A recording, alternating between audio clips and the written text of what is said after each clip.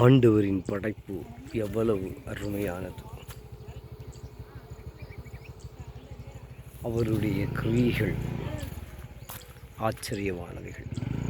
அது மனிதனால் ஆராய்ந்து பார்க்க முடியாது. அவர் படைத்த மலைகளும் அருவிகளும் ஆறுகளும்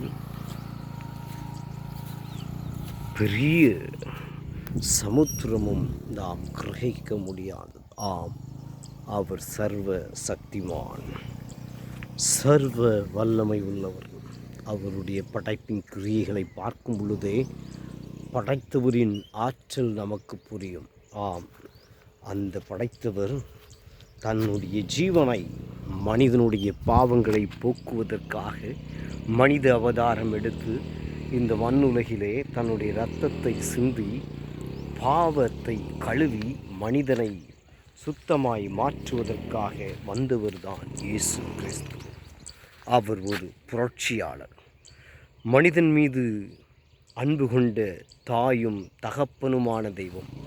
அவரை நம்புகின்ற எல்லோரும் மரணத்தையும் ஜெயிக்கின்றவர்கள், ஜெயித்தவர்கள்.